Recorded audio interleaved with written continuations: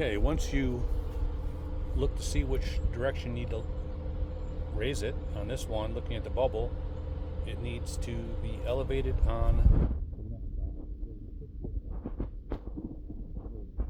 lifter on that side and then pull the vehicle forward. Okay, I pulled the vehicle forward and according to this, it's fairly level.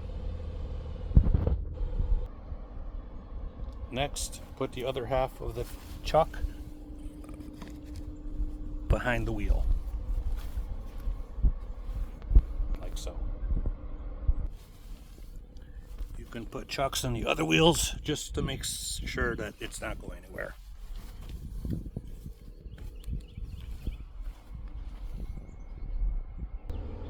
Now we will unhook the trailer from your tow vehicle. Make sure to turn your battery on, off, on. That's to give power to the tongue jack.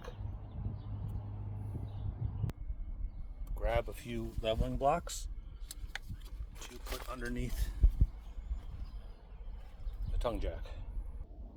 Once the ball is safely removed and elevated, now move your tow vehicle out of the way. Now, using the tongue jack, we're going to level it from front to back. And here is the bubble. So it looks like it needs to be lowered in the front. Lowering the RV.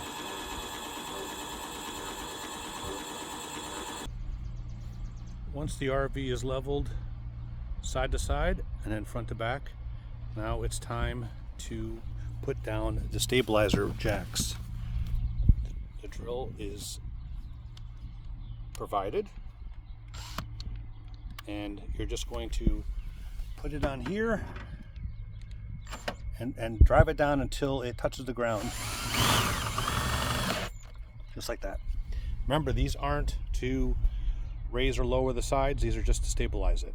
Now do all four corners. Water bag labeled fresh water someplace right there, fresh water, and you're going to connect the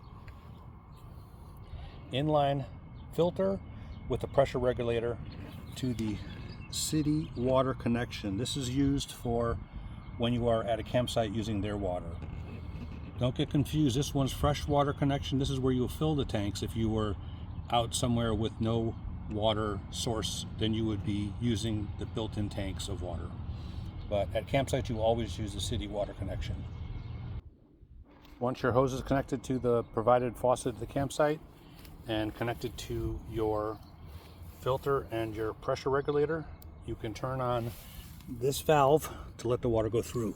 Now, as soon as you do it, run inside and make sure that there's no faucets on accidentally, and then also open a faucet to let water into the tank. You will also do the hot and cold water. You want water to be in the hot water heater before you turn the switch on. Now it's time to do electrical. Again, you're going to find the bag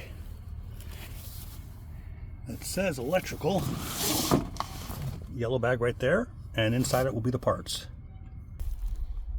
In the electrical bag, you will be provided with a voltage regulator and a 30 amp to 50 amp dog leg.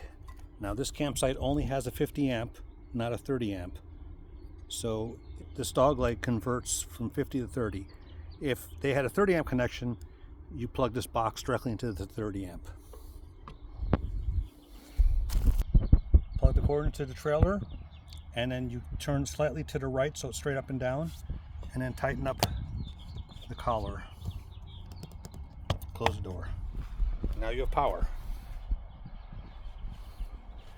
Then you can turn off the battery power to the trailer. You're going to be using the electrical from the campsite and not the internal batteries. Once you have it plugged in, this turns the lights on. Remember, the battery button's turned off on the camper, so we have lights. Now all the lights come on if you choose to turn any of them off. Center of it, off, on. So at nighttime, if you don't want bright hospital lights, you can turn some of them off. I know it's noisy, but the thermostat is on the side of the kitchen cabinet over the stove. You just set it to cool low auto or cool high auto, and then just adjust the temperature. Air conditioning has a diffuser. If you want it to blow out the sides, put it forward. You want to blow it so it's blowing just out these. If you want to diffuse, blow it to the bed and the other direction, open those up. Murphy bed is pretty simple. Your clean sheets will be right here. You're just going to remove the pillows, remove the sheets,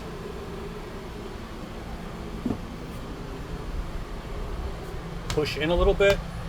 Well, actually, sorry. Lift the front. It drops down. It's flat. Push in a little bit, release the spring, and gently lower the bed. Just do the reverse to put it back up.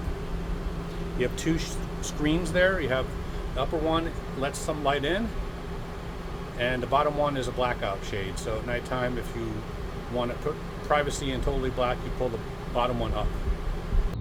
When you're all set, you use the little thumb wheel on this, loosen it up, lift this panel, turn the valve, the direction to turn it on. It says open, close.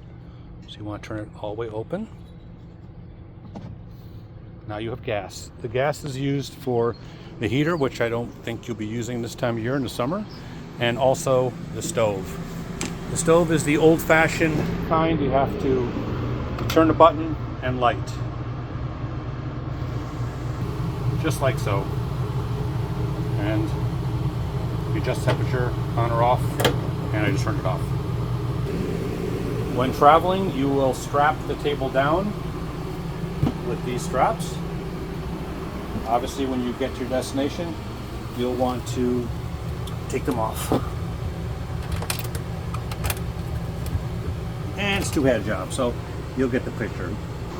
Unstrapped and ready to go. Pretty easy, but if you want to extend the awning, and you never do it when it's windy, and you always retract it when you come back. Make sure you're clear of everything and hit extend. This door can't be open too far. It'd be open about like that, and then you're good to go with extending the awning.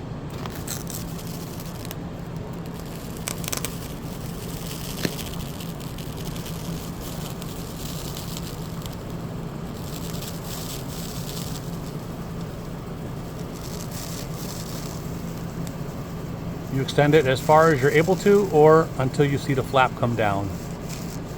Like, well, there's a little piece of flap that comes down that shows you went too far, and stop it right when that flap comes out. Bingo, right there.